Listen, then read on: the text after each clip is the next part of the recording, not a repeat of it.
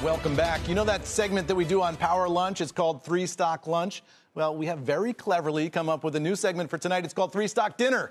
We're tracking three of the day's biggest movers and digging deeper into how to play them. Let's bring in Shelby McFadden, investment analyst at Motley Fool Asset Management. Shelby, thanks for being here. Really appreciate your time and expertise. First up, let's hit Costco, down after posting a mixed quarter. What's your approach here, Shelby?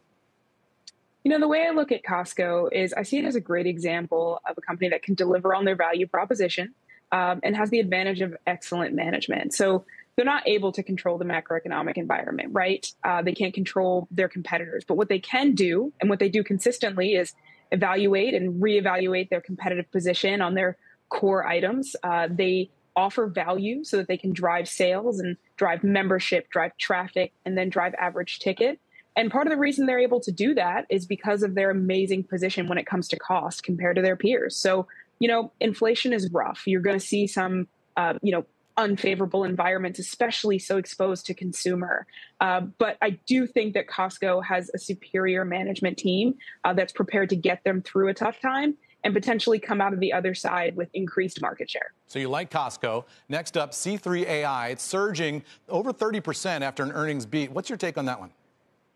You know, I think that C3 AI is a company that demonstrates the value in a fundamental bottom-up approach to looking for high-quality companies, right? You know, in this environment that's been really tough on tech valuations and has even sort of doubted the viability of ongoing AI solutions demand, they've gone ahead and shown us that if they deliver on value proposition and if they can continue to maintain demand for their product throughout the business cycle, that's what it's going to come down to in the end, right? You know, management's really optimistic about the business. They've still got a healthy balance sheet.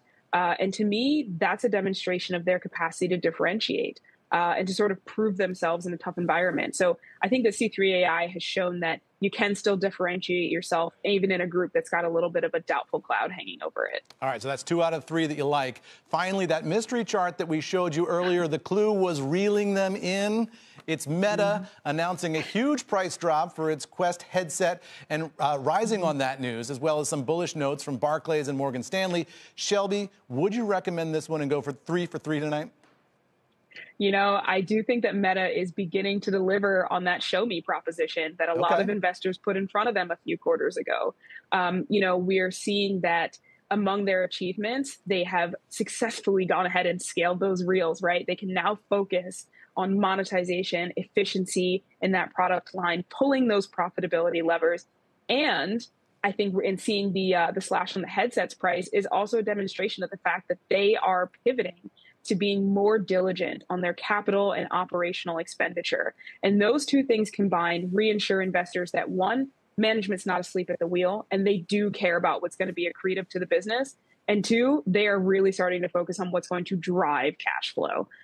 So I do think that Meta's really starting to deliver on the fact that they are paying attention, that they understand what's going to be the most valuable to shareholders. So I do think there's a bit of a turnaround there. Shelby McFadden, 3 for 3. Thanks so much. Have a great weekend.